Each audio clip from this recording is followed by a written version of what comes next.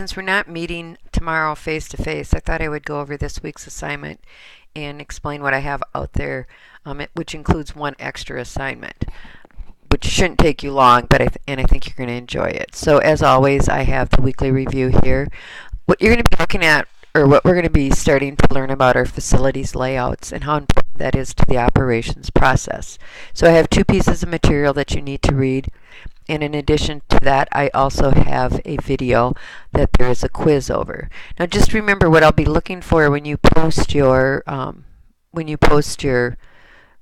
facilities layout piece on the wiki, as well as in your real world case study, that you are referring back to information that you've seen in here, and you're citing that as a resource or research that you have found, since that is the reason why I'm giving you this information to read.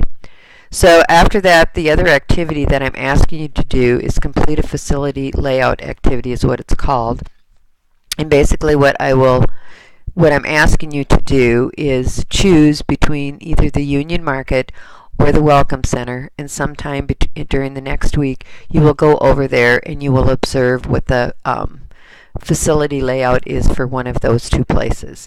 Now this is would be considered a service design layout, and it definitely is different from a manufacturing one. However, you should be able to categorize everything: the product, the process, fixed position layouts, etc. So make sure you get that done. You can attach that. Like I said, it's due by class next week.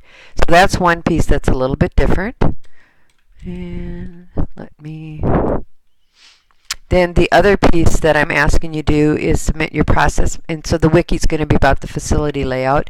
And then for your real world case study, I want to remind you that you do need to include the analysis piece of it. So when I'm talking about, similar to the one you did last week, and I'll give you feedback on that, but you need to include the time that it takes at the different areas, and also the approximate, and also the cycle time, as well as identify any bottlenecks, the inputs, throughput, that type of information.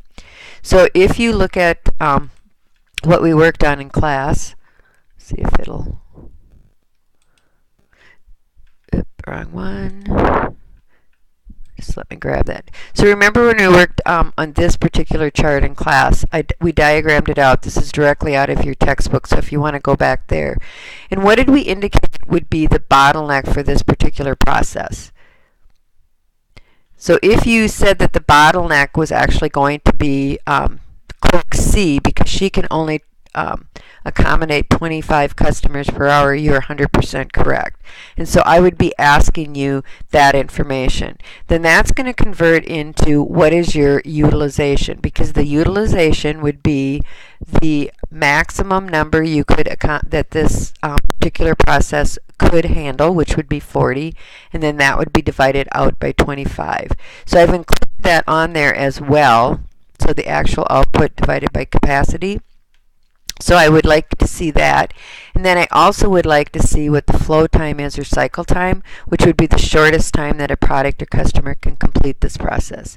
So that simply would be adding up the times that it takes. So this particular process, op 1 takes 2 minutes, op 2 took 1.5, 2.4, and then 2 minutes, and you'd add that up to get your total cycle time. So that's another piece that I'm going to be looking for. So if you don't want to have to redo it, I'll make sure you include that the first time. So that's on your process map, which for your real world case study. So those are the assignments that are due for this coming week. If you have any questions, please feel free to get a hold of me. I will be in meetings pretty much most of the day Friday, so I probably won't be able to answer emails very quickly. Good luck, and have a great week.